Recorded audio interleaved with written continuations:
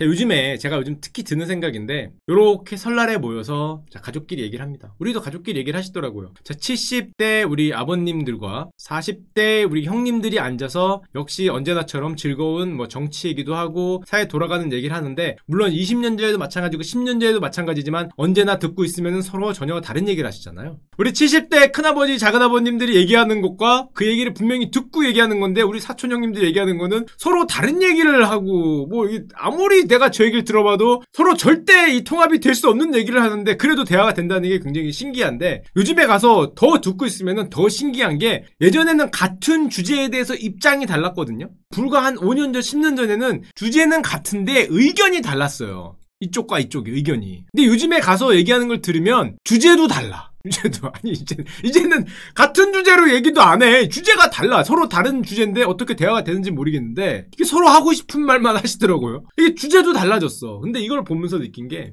제가 옛날에 음악 시장에 우리의 귀에 맞는 국민 음악이 사라졌다라는 어떤 그런 얘기를 한 적이 있어요. 그러면서 이 차트를 보여드린 적이 있는데, 2010년도 유튜브가 한국 1위가 되고 2012년도에 디지털이 오프라인 시장을 역전하면서 2010년도를 기점으로 앞에 있는 음악은 우리가 누가 들어도 뭐 국민들이 다 좋아하건 싫어하건, 뭐 보아형, 동방 빅뱅, 소녀시대, 뭐 지지지지, 뭐 원더걸스, 뭐 이거 하던 거, 뭐 그런 거는 다 누가 들어도 아는데, 2012년도 이후로는 엑소, BTS, 트와이스, 블랙핑크 뚜두두두 제가 제일 좋아하는 노래죠. 갑자기 기억이 나네요. 뚜두뚜두 제가 사랑하는 노래입니다. 하여튼 뭐 그런 노래들은 정말 좋고 글로벌로는 굉장히 히트하고 조회수는 엄청나게 나오는데, 국민 노래라고 얘기하기에는 서로 잘 노래가 뭔지까지는 잘 모르는 이런 얘기를 한 적이 있었거든요. 2012년도 이후로 굉장히 이게 많이 바뀌었다. 왜냐면은 디지털로 들어가면은 우리가 서로 마주하는 미디어가 완전히 달라졌기 때문에 서로 듣는 음악이 완전히 다르고 국민 노래가 없어졌다라는 얘기를 들린 적이 있는데, 예전에는 이거였어요. 누가 듣더라도 내가 뭐 좌파건 우파건 뭐 페미니즘을 좋아하건 뭐 10대를 좋아하건 20대를 좋아하건 뭐를 좋아하건 중도건 뭐건 다 떠나서 듣는 거는 같았어. KBS, MBC, SBS를 듣고 신문도 뭐 잘해야 뭐 이 정도 듣는 거 아니에요. 뭐 취향에 따라서 이 정도에서 뭐 그 아래 뭐 있긴 하지만은 대부분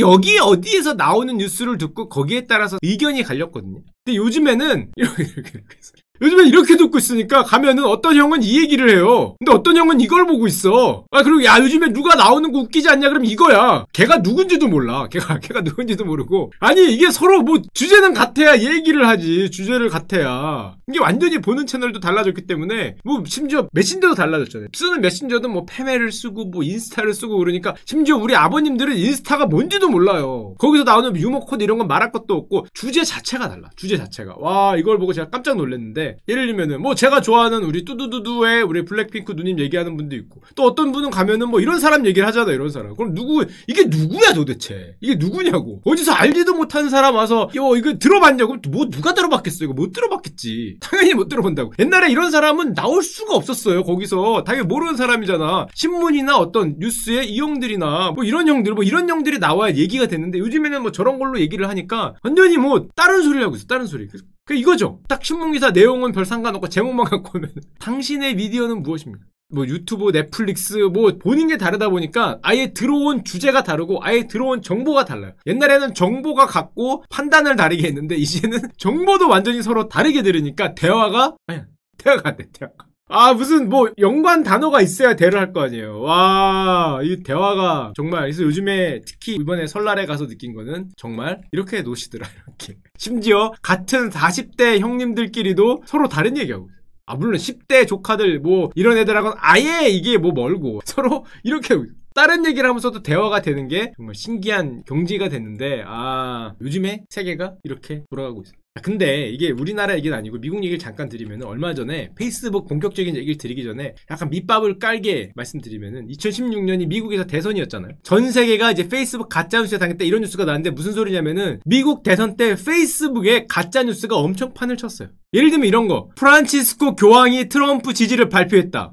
야, 이게 상식적으로 말이 안 되잖아. 이게 잠깐만. 이탈리아에 있는 교황이 왜 트럼프형 지지를 발표해? 근데 이게 페이스북에 돌아다녀요. 아, 이걸 믿어. 그리고 이거 누가 보더라도 교황이 트럼프를 지지한다는 게 말이 안 되잖아. 교황이 왜 미국 대선에 지지를 발표해? 그리고 뭐 힐러리 누나가 이슬람 IS에 무기를 팔았다고 확인을 했다. 야, 이게 무슨 힐러리 누나가 국무장관인데 이슬람 국가에다 무기를 팔어? 이게 상식적으로 말이 안 되는데 이게 돌아다녀요. 그리고 웃긴 거는 이거를 진짜라고 또 믿어. 그러니까 자꾸 이런 얘기를 하니까 우리 페이스북 아저씨한테 야, 저거 형한테 뭐냐 저 땅 갖다 뉴스 너무한 거 아니냐 그랬더니 얘기를 해요. 페이스북의 컨텐츠의 99% 이상은 진짜다. 그렇기 때문에 이번 선거 결과를 변화시켰을 가능성이 거의 없다. 아 당연히 99%가 진짜겠지. 당연하지. 99%가 가짜였으면 페이스북은 없어졌어요. 이걸 말이라고 해. 당연히 99%가 진짜겠지. 문제는 1%가 이상하니까 문제인 거 아니에요. 아니 치사율이 1%면은 그건 엄청나게 심각한 문제거든. 아니 99%가 가짜면은 그게 메신저냐? 내가 만들겠다 내가. 이게 말이 안 되는데 가능성이 거의 없다 뭐 이런 식으로 했어요. 근데 웃긴 거는 자 아래 보면은 가짜뉴스 제작자, 이것도 웃긴 게 가짜뉴스 제작자라는 사람이 또 있어요.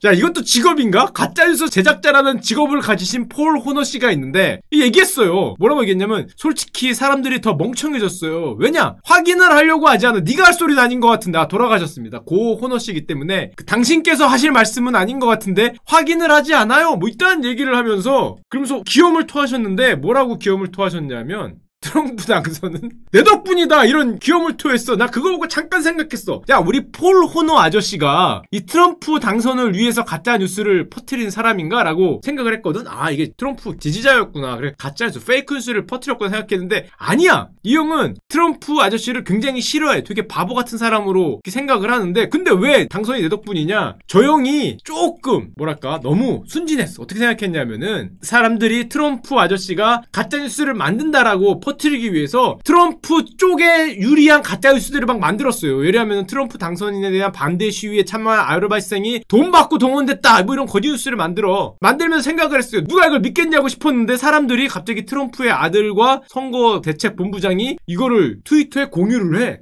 그러더니 이게 퍼져. 사람들이 믿는 거야. 전화 인터뷰를 했는데 아니 나는 조롱을 하려고 가짜 뉴스를 만들었는데 사람들이 믿더라. 잠깐만 이상하다. 나 트럼프 떨어지라고 만들었는데 그걸 믿기 시작하더니 되더라. 아니 이게 말이 됩니까? 이런 당신이 할 소리는 아니지만 뭐 이런 소리를 하면서 나는 트럼프를 조롱거리로 만들고 싶었는데 진짜라고 믿어버렸다. 이게 절대 사실을 확인하지 않는 것 같다. 돌이켜보면은 내가 트럼프의 선거운동을 도운 것 같다. 기분이 좋지 않다. 기분이 좋지 않으면 어떡해. 뭐 이런 것도 해놓고 그러면서 아니 나는 트럼프를 분명히 싫어했는데 이런 얘기를 합니다. 트럼프를 싫어했는데 대통령일 거라고 상상도 못했다. 이게 다들 클린턴을 예상했지 않냐. 근데 내가 좋은 셈이 됐다. 야 이거 정말 스케어리하다 무섭다 뭐 이런 표현을 했는데 그러면서도 하신 말씀이 있습니다. 그 와중에서도 마지막까지 하신 말씀은 이거 인터뷰 끝에 아 형 이거 마지막에 좀 그랬는데 마지막에 그 자기 애드센스가 한 달에 $10,000 나오는데 지금 막지 말아주세요. 왜냐면은 이거 저 가짜뉴스 사이트 쟤들 보면은 창의력이나 목적이 없는 가짜지만 나는 풍자다 이거지. 나는 풍자와 비평을 하는 거기 때문에 니들이 믿은 게 문제지 풍자였어. 그렇기 때문에 목적과 의미가 있으니까 그 애드센스 막지 말아주세요. 이런 말을 $10,000는 받고 싶습니다. 뿌 이런 소리를 하셨는데 돌아가셨습니다. 이게 그 다음에 뭐 이것 때문은 아니시겠지만 문득 이게 근데 이렇게 하면은 정말 제목이 참 제목을 이렇게 쓰면은 가짜뉴스 제작자 숨진 채 발견 이러면은 굉장히 무서운 생각이 들지만은 이거 아마 그 약물 과다 복용이기 때문에 야 이렇게 쓰면 안 되지. 숨진 채 발견됐다 그러면은 무섭잖아. 이거 잘못돼서 그러신 게 아니라 약물을 과다 복용해서 건강상의 문제로 돌아가셨는데 하여튼 지대한 영향을 미친 것으로 평가를 된다. 뭐 이런 건데 자 이런 걸 하도 들으니까 반대편에 있는 이 워런 누나 요 누나 있잖아요. 미국에서 요즘에 가장 핫한 대통령 후보 중에 한 명인데 가짜뉴스를 아예 광고에다 올려봤어요. 너희들 페이스북 속보하면서 진짜 자기 페이스북에 올린 겁니다. 뭐라고 올렸냐면은 이제 속보다 얘들아 이러면서 마크 저커버그 페이스북 최고 경영자가 도널드 트럼프 대통령 재선을 지지하는 걸 공식 선언했다. 게시물을 올렸어요. 이럴 리가 없죠. 저커버그가 미치지 않는 한 재선을 지지하는 공식 선언했다가 만약에 지면 어떡하려고. 지면은 페이스북이 문을 닫아버릴 수도 있을 텐데 이럴 리가 없는데 이걸 자기 페이스북에 올렸어. 그 다음에 왜 올렸냐라고 사람들이 하니까 당연히 가짜뉴스인데 내가 아무리 가짜뉴스를 올려봐야 페이스북이 봐봐라 하나도 검열을 안 한다. 그대로 올려주지 않냐. 역시 페이스북에 나온 뉴스는 가짜뉴스가 돌아다닐 수 있다 이런 뜻으로 올렸는데 이게 사실은 이게 있었습니다. 조금 이따 다시 한번 보여드리겠지만 얼마 전에 작년에 19년도에 정치인의 광고 게시물에 대한 규정을 대폭 완화해서 페이스북은 앞으로 정치인의 광고 게시물에 대해서는 팩트체크를 하지 않아요. 이게 말이 되느냐라고 했더니 이런 얘기를 했어요. 우리는 뭐 자유민주주의가 누구나 할 말은 할 수 있다. 오히려 이게 언론의 자유를 막는 거다 하면서 팩트체크를 하지 않고 기만적 허위 오해가 소지가 있는 컨텐츠를 금지했는데 이것도 금지하지 않습니다. 광고 게시물에 대해선. 그러니까 이게 말이 안 된다라고 지금 이제 싸우고 있는 건데 물론 뭐 저것 때문에 크게 곤욕을 치렀죠. 가짜 계정을 뭐 삭제하고 뭐 돈을 얼마를 들여서 뭐 3천억을 들여서 가짜뉴스를 없애고 뭐 이런 걸 쭉쭉 했는데 그 다음에 페이스북 이걸로도 유명하잖아요. 개인정보 관리가 부실했다, 뭐 8,700만 명이 터졌다, 뭐 3천만 명이 터졌다 그래갖고 개인정보 유출로 벌금을 뭐 6조를 맞았다. 작년이죠, 작년. 5.9조 원 벌금을 낼 것 같다. 뭐 그 다음에 6조 벌금을 맞고도 이번에는 또 뭐 2억 명에 넘는 정보를 유출했다. 페이스북 너희 또 털리는가? 2019년 12월입니다. 또 털리는 거 아니냐? 뭐 이런 여러 가지 구설수가 있는데 그럼에도 불구하고 작년에 페이스북 주가를 떨어졌다고 하시는 분은 여기까지만 아는 거고요. 저렇게 한창 싸울 때 떨어졌다가 다시 곧바로 올려서 지금이 페이스북의 역대 최고가인데 과연 페이스북이 왜 어떤 비전을 보여줬길래 저런 엄청난 정치인들의 공격을 받으면서도 다시 한번 올라갈 수 있었을까? 를 아는 게 앞으로 한 15분 정도의 얘기를 듣고 아시면 될 것 같습니다. 일단 페이스북 역사를 알아야 되니까 우리가 1999년에 우리나라에서도 비슷한 게 있었죠. 그 이름도 그리운 싸이월드와 그 아이러브스쿨. 저도 가입했었는데요. 기억나는 형님들 계실 겁니다. 아이러브스쿨 하면 이거 그거밖에 기억이 안 나. 500억에 팔라 그랬는데 왠지 안 팔았다라고 얘기했던 그 찌라시 비슷한 그 내용만 기억이 나는데 하여튼 이런 게 있었는데 우리나라도 선구자적으로 앞서갔죠. 안타깝게도 많이는 못 갔고 2003년, 2004년에 미국에서 마이스페이스라는 게 등장을 해요. 기억나시는 분 있을 거예요. 당시엔 마이스페이스가 대세였죠. 근데 2004년에 페이스북을 만든 저커버그 형이 하버드생을 대상으로 학교 내부 메신저였죠. 페이스북을 만들면서 페이스북이 세상에 땅 등장하고 2005년에 트위터 이게 성공을 보고 2010년에 우리나라에서 대세 메신저인 카카오톡이 등장을 하는데 자 당시에는 마이스페이스가 대세였는데 왜 없어졌냐? 물론 페이스북에 그대로 밀려버렸는데 저 마이스페이스를 아시는 분 아시겠지만 우리 루포드 머덕 유명하죠. 지금은 팔아버린 폭스의 머덕 형이 샀는데 샀다가 쪽방을 잤습니다.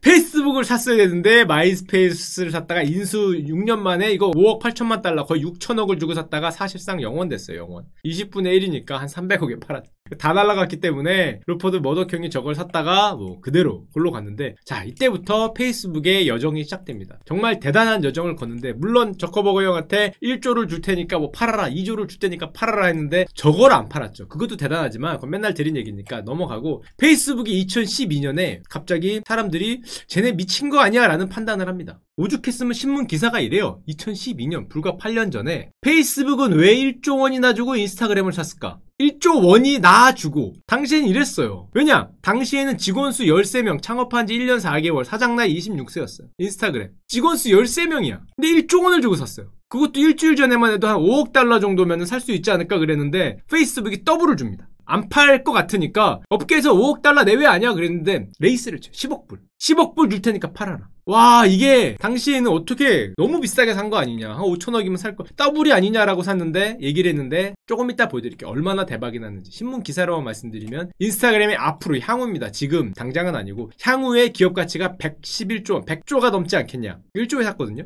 1조.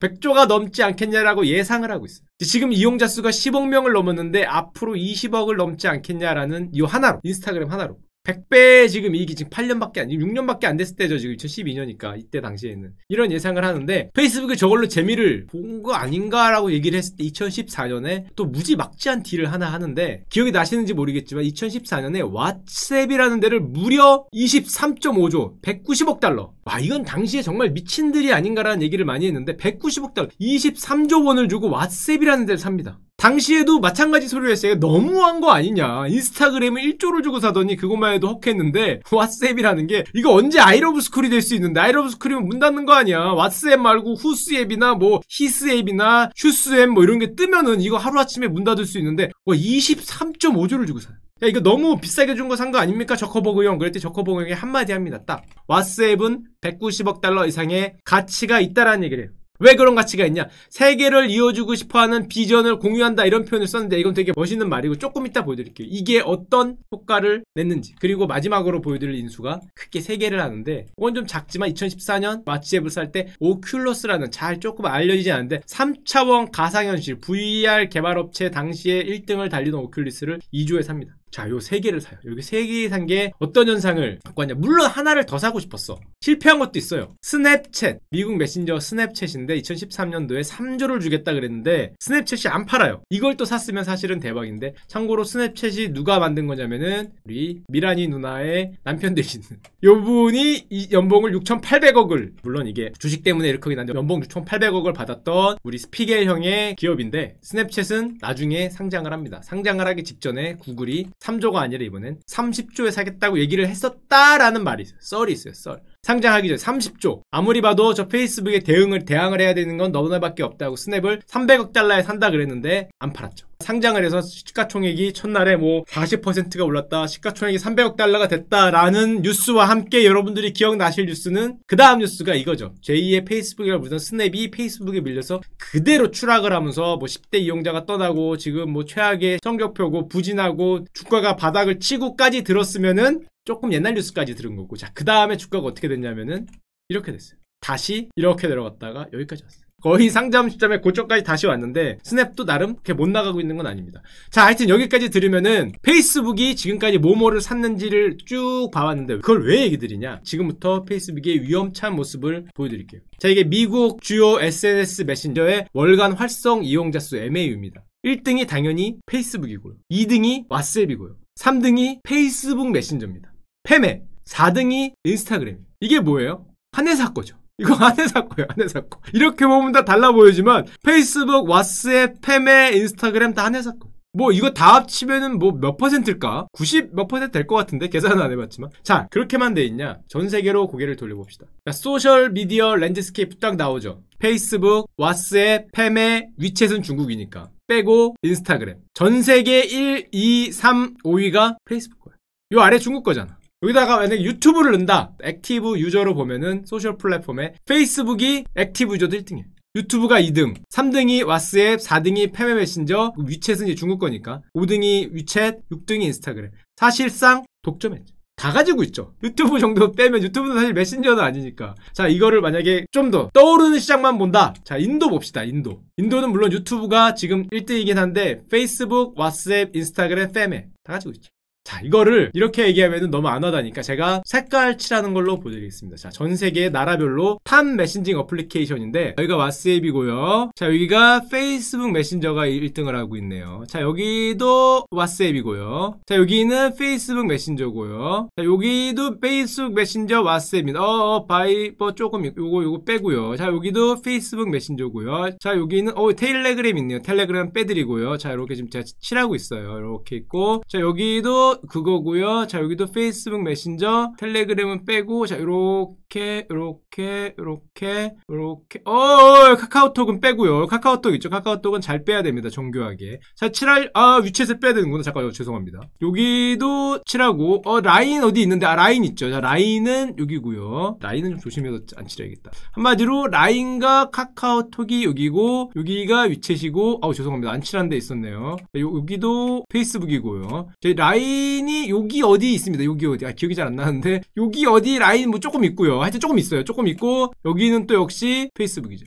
칠하기 힘들다. 하여튼 전 세계가 이렇게 돼 있어요. 다 칠했다. 자, 이제 페이스북을 제외하고 보면은 여기 위챗, 여기 라인, 여기 카카오톡. 야, 카카오 대단합니다. 카카오 네이버 정말 대단합니다. 이 전 세계를 휩쓴 페이스북 중에서 우리나라는 카카오, 일본은 라인이고 바이버는 왜 있는지 모르겠고, 이 뭐 중국 정도 살아남고 여기 동북아만 살아남고 다 죽었어. 동북아만 동북아만. 이게 살아남았다고 봐야 되는지, 동북아 삼국만 지네꺼 사용하고, 나머지는 페이스북의 세계. 페이스북, 왓츠앱, 페메, 인스타그램. 그냥 다 가져갔어요, 다. 여기 한두 개 빼면. 텔레그램을 사용하는 거는 여기가 미국을 싫어하니까 이제 중동 지역에서는 조금 이제 안 사용한 데가 있고. 세계가 이렇게 돌아가고 있어요. 자, 그렇게 보니까 페이스북 분기별 매출액과 영업이익률인데, 영업이익률이 이거 미쳤죠? 이거 40%입니다, 40%. 돈 들어가는 데는 별로 없는데 뭐가 있겠어요, 저기 돈 들어가는 게. 매출액도 일단은 잘 늘어나고 있고 영업이익률이 40%고, 근데 고민이 있습니다. 무슨 고민이 있냐? 페이스북의 고민은 모바일 광고가 거의 대부분이에요. 지금 광고 매출 대비 모바일 광고 매출 비중에서 그런데 대부분의 수익이 광고 매출이에요. 거의 90%일 거예요.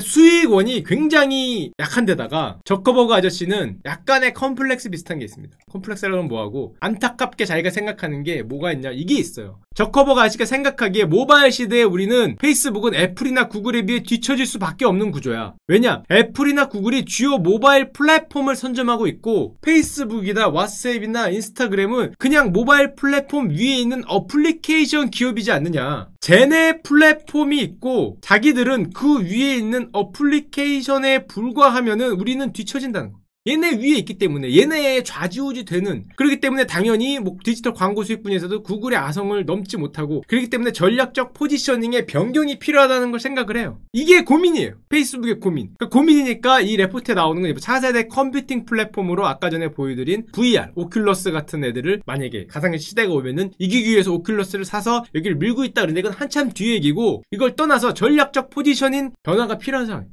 자, 그러면은 이런 고민 끝에 어떤 변화를 했을까? 저걸 이기기 위해서.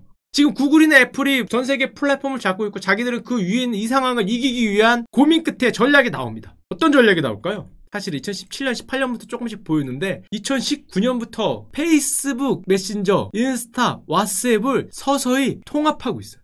무려 25억 명인데 이거 앞으로 인스타만 20억을 넘을 거라 그러거든. 30억, 40억 갈 수 있는데 이 메신저를 알게 모르게 통합을 하고 있어요. 물론 이걸 전부 통합해서 하나로 만들면 위험성이 너무 크잖아. 그랬다가 그거 인기 떨어지면은 골로 가니까 대놓고 하나의 플랫폼으로 만드는 건 아니고 서로 통하게. 예를 들면은 페이스북 메신저에서 인스타로 메신저가 간다든지, 인스타에서 왓츠앱으로 대화를 하고 왓츠앱에서 날리면 메신저로 하고, 이 세 개가 자유자재로 호환이 될 수 있도록 자유로운 커뮤니케이션을 할 수 있도록 만들어요. 서로 독립돼 있긴 한데 통하도록. 자, 그렇게 되면 어떤 현상이 벌어지느냐? 전 세계 최대 메신저. 사실상 아까 보였던 전 세계 동북아 3국을 빼면은 세계를 좌지우지하는 글로벌 메신저가 세 개가 통합하면은 되는 거예요.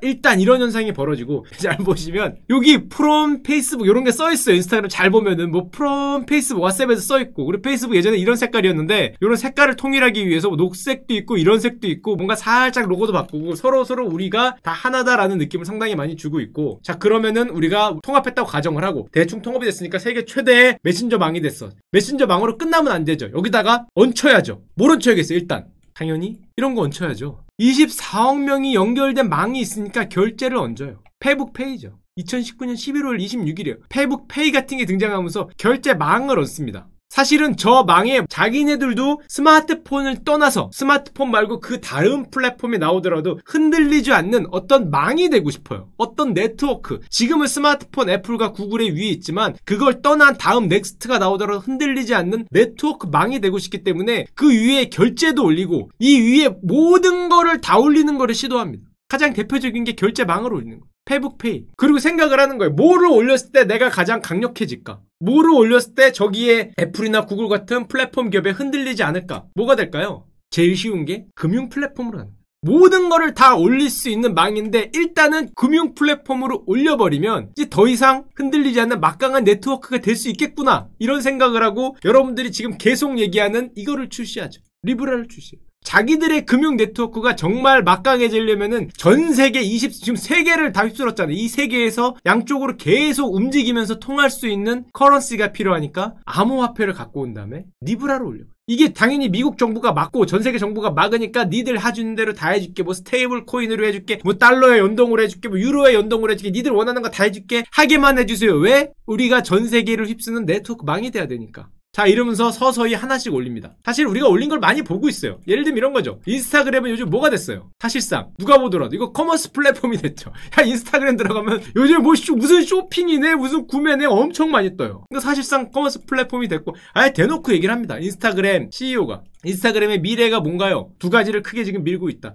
관심사가 쇼핑가 이쪽에 있다는 거죠. 그리고 우리가 당연히 알고 있는 가장 강력한 광고 컨텐츠 플랫폼이 뭐예요? 페이스북이죠. 여기다가 인스타그램에 커머스를 붙이면은 아마존이 될 수 있다는 거죠. 자기가 아마존이 될 수 있는 데다가 자기 네트워크가 짝 걸렸으니까 결제까지 붙이면은 사실상 세계 금융과 쇼핑을 좌지우지할 수 있는 네트워크가 되는 거죠. 자, 근데 이걸 보면은 이런 정말 세계를 먹겠다라는 이런 원대한 꼴을 보면은 이런 생각을 많이 해요. 야, 니들 하는 거 그거 이거 똑같은데? 위챗? 야, 중국의 위챗이 독점이잖아요. 중국 정부가 사실상 입김을 놓고 위챗이 하는 걸 보면은 여기다가 심지어 얘네는 거의 주민등록번호처럼 쓰잖아. 위챗 번호를. 위챗 아이디가 거의 주민등록번호예요. 중국의 어떤 사회 그 내부 시스템 내에 있으니까. 자, 이거 중국 사회 시스템 비슷하게 돼가고 있는데 페이스북이 글로벌 사회 시스템 비슷하게 이거야 이거 중국을 따라하는 거 아니냐. 뭐 이런 생각해. 위챗이 결제도 해. 뭐 위챗으로 뭐도 해. 심지어 위챗이 중국에서는 빅브라더라는 표현을 많이 써요. 그런 게 아니냐를 의심을 받죠. 위챗에 올리면은 중국 정부가 다 들여다보더라, 뭐 다 삭제되더라, 니들 저거 따라가는 것 같은데 글로벌 빅브라더가 되려고 그러냐, 위챗이 빅브라더고 SNS 감시고, 이걸 통해서 심지어 중국 뭐 차회사 회장이 텐센트 회장은 매일 우리를 볼 수 있다 이런 표현을 쓸 정도인데 너희들도 그러는 거 아니냐니까 저커버그 형이 맨날 얘기하는 게 개인정보 보호, 개인정보 보호. 왜 그걸 그렇게 얘기할까요? 뻔하죠. 이영자끼리 서로 이야기하는 내용이 안전하게 보호되고 영원히 내용에 남지 않고 우리는 절대 빅브라더가 되고 싶지 않아요 라고 많은 말은 반대로 얘기하면, 그러니까 우리가 전세계 네트워크망이 되는 거를 좀 봐주시면 안 될까요? 라는 거하고 똑같죠. 되고 싶은 거. 위챗이 지금 중국에서 차지하고 있는 저 막강한 영향력을 전 세계에서 차지하고 싶은 거고, 이건 레포트에서 갖고 온 건데, 글로벌 메신저들이 구축해둔 플랫폼 생태계를 통합하는 마지막 단계가 디지털 화폐, 이제 암호화폐라고 생각이 되니까 리브라를 미는 거죠. 제 생각엔 리브라 되게 힘들 것 같은데, 엄청나게 반대가 많을 것 같은데, 근데 이런 꿈을 꾸니까 대놓고 저거를 지금 24억 명이 사용하는 메신저로 통합할 것 같으니까 당연히 요즘에 뭐가 뜨겠어요? 반대로 이게 뜨겠죠. 2019년 12월이죠. 미국 검찰이 야 너희 자꾸 그딴 식으로 하면은 독점법 위반 아니냐, 9개 검찰총장들까지 나서 야 니들 그렇게 그걸 다 모아서 니들이 혼자 다 해먹겠다면은 그거 독점 아니냐, 이거 쪼개버리겠다라는 이슈가 나오고 있고, 지금 우리가 생각하기엔 애플이나 구글이 엄청난 파워를 가지고 뭐 이렇게 생각을 하는데, 만약에 저커버가 꿈꾸는 저 망이 진짜로 글로벌에 전체적으로 깔리고 금융 플랫폼을 위에 얹히고 위챗처럼 모든 게 다 얹히게 되는 플랫폼이 된다면은, 여기 써있죠. 페이스북의 공동 창업자가 한 뉴욕타임스에 실린 기고문인데, 저커버그는 수십억 명이 일상에 쓰는 플랫폼의 수장이 된, 전 세계에서 가장 큰 플랫폼의 수장이 될 수 있고, 누구보다 강한 통제할 수 없는 힘, 통제할 수 없는 정보, 통제할 수 없는 네트워크를 가지게 된다. 한마디로 쪼개야 된다. 쪼개야 된다. 이거 선 넘는 거 아니냐 주장을 한 사람들이 생기고 있어요. 자, 그러니까 물론 이런 소리를 합니다. 저커버그 형이. 아니 야 이거 니들 쪼개려면은, 아니 보면은 구글이 전세계 검색 엔진 시장에서 93%고 우리는 전세계 소셜미디어 73%밖에 안 하는데 쪼개려면 구글을 쪼개지 왜 우리를 쪼개요? 라고 얘기하니까 그럴 줄 알고 준비했죠. 뭘 준비했어? 구글도 같이 조사하고 있으니까 좀 조용히 있을래? 라는 소리를 하고 있어요. 구글도 93%가 말이 되느냐? 라고 역시 반독조법에 같이 걸려있습니다. 심지어 아까 전에 가짜뉴스를 얘기했던 우리 워런 누나가 이 자식들 하는 걸 보소. 괘씸한 괘씸한 하면서 공약을 내세웠어요. 뭐라고 공약을 내세웠냐면은 아예 해체 공약을 내세웠어요. 해체 공약. 야, 이 누나 대통령 되면 제가 안 봐도 다른 일은 모르겠는데 페북 주가가 일단 한번 골로 갈 걸로 예상을 합니다. 오를 때 다시 오르더라도 되면은 가는 거야. 되면은 얼마나 무섭겠어요. 지금 되면은 가니까 무서우니까 저커버그 형이 사내 회의 때 뭐라고 얘기했냐면은, 이거 표현하면 안 되는데, follow us. 되게 끔찍하고, 누나가 되면은 우린 골로 가는 거야 절대 안 돼 이딴 소리 했다가 이거 유출됐어요. 유출돼갖고 이미 돌아올 수 없는 다리를 건넜어요. 이 누나도 들었을 거 아니야 이딴 소리 하는 거. 이 새끼가 이러면서 걸렸기 때문에 지금 엘리자베스 워런 누나가 만약에 되면은 이 페북은 이 우리의 거기서 일단 한 4년은 지우는 걸로, 4, 5년은 지우는 걸로 하는 게 일단 좋을 것 같은데, 일단 분할 해체가 공약입니다. 분할 해체가. 와 살벌한데. 게다가 아까 전에 말씀드렸지만 저커버그 형이 정치 광고 중단하라 워런 누나가 그런 소리 하니까 안 하겠다. 너 어차피 대통령 안 될 것 같아. 기다려봐. 난 어차피 글렀어. 이미 반대편에 갔잖아요. 나는 누나가 되면 어차피 갔으니까 아예 몰라. 표현의 자유를 수호한다. 정치 광고 중단 안 한다. 정치인 포스트, 정치인 광고 올린 거 팩트체크 안 해. 대놓고 안 한다 그래요. 이제 우리는 안 해. 왜냐하면은 우리는 스스로를 표현할 권한을 가진 대규모의 사람들이 이 세상의 새로운 종류의 권력이다. 그게 제5계급이다. 이런 표현을 썼는데, 너도 나도 다 제5계급이면, 야, 옛날에는 우리가 그래도 뭐 공중파라든지 신문이나 뉴스는 어느 정도 공정성이라든지 최소한의 팩트가 있었는데, 뭐 KBS, MBC, 뭐 SBS, 뭐 조중동, 뭐 한겨레, 뭐 어디 다 포함해서 정말 뭐 좌면 좌고 우면 우고 뭐 뭐면 뭐고 다 그랬지만 그래도 최소한의 양심과 팩트는 있었는데, 이제 그딴 거 없는 우리들이 제5계급이다. 좀 무서운데 살짝. 하여튼 페이스북에서 금지해야 되는지 고민했지만 이제 페이스북 이용자들은 제5계급이기 때문에, 지금까지 하는 다른 새로운 계급이기 때문에 주류 언론이 다루지 않는 소수자의 입장을 대변하는 소셜 미디어가 됐고, 우리가 표현의 자유를 위해 계속 맞서야 한다. 이제는 어떤 미디어를 듣냐에 따라서 너와 내가 전혀 다른 팩트를 들을 수도 있어요. 뭐가 팩트인지가 헷갈리는 세상이 되는 거죠. 이제 팩트라는 단어 자체도 굉장히 유동적일 수 있습니다. 이게 팩트라는 단어의 정의가 바뀔 수도 있는 거 아닌가, 이 정도면은. 주류 언론이 다르지 않는. 상당히 좀 무서운 시대로 가고 있는데, 하여튼 이런 시대를 꿈꾸고 있습니다. 그러니까 만약에 워런 누나가 될까봐 사실은 저커버그 형이 예전에 이런 소리도 했어요. 33살 저커버그가 툭 하면은 정치인의 꿈이 있다 이런 소리를 했거든요. 그래서 대통령의 꿈 뭐 이런 소리를 하는데, 에이 안 되겠지. 이거 대통령이 되겠어 설마. 저커버그 형이 대통령이 되면 이거 무서운데 안 될 것 같습니다. 아마 자기가 대통령이 되면은 페이스북 주식의 99%를 뭐 사회에 환원하겠다 뭐 이런 소리를 했다는 것 같은데, 뭐 민생 투어를 왜 벌써 민생 투어를 가? 33살인데 뭐 그거 갈 필요 없을 것 같은데. 하여튼 이런 원대한 꿈과 지금 뭐 대통령 후보자들과 싸우는 저런 비전, 그리고 5계급을 운운하면서 정말 새로운 미디어로 등장을 할 수 있고 새로운 네트워크망에 글로벌하게 접근할 수 있는데 성공을 한다면은 이렇게 되지 않겠냐 라는 건데, 이렇게 되지 않겠냐는 건데, 이렇게 우리가 글로벌의 위챗이 되겠다. 하지만은 우리는 빅브라더를 하지 않기 때문에 위챗보단 훨씬 낫지 않느냐. 그러니까 이제 미국 정치나 워런 누나는 확 해체해버리겠다. 니들 확 쪼개버리겠다라고 그러고 있고, 살벌하긴 하지만 뭐 워런 누나가 별로 대통령이 될 가능성은 별로 없어 보이니까 럼프 형이 계속하면은 뭐 어쨌건 뭐 이렇게 좀 뭐 이렇게 아닌가라는 비전을 꿈꾸고 있는 겁니다. 자, 글로벌 위챗, 글로벌 네트워크, 글로벌 금융 플랫폼, 사실은 좋다는 거를 다 올려도 될 것 같아. 저기다 뭘 올리면 안 되겠어. 전 세계를 휩쓸고 있다는데. 뭐 글로벌 광고 플랫폼, 글로벌 네트워크 플랫폼, 글로벌 아까 전에 뭐 쇼핑몰 플랫폼, 온갖 게 다 될 수 있는 언론까지, 글로벌 언론까지 저희 5계급으로 간다는 이제 꿈을 꾸고 있는 우리 저커버그 형의 놀라운 비전이긴 하지만 이 정치 테마가 좀 있어서 좀 위태위태한데, 그래도 하여튼 페이스북에 이런 꿈, 우리나라도 얼마나 따라갈지 모르겠지만은 이런 게 있다. 여러분 좋은 시간 되시고, 연휴 끝났는데 건강 많이 챙겨주시고, 오늘 만바형 돌아가서 상당히 마음이 아프고 A형 독감 걸러보니까 정말 최악이더라. 조금이라도 열이 나면은 바로 가시면은 타미플루 먹으면 훨씬 나니까 들어가세요. 안녕.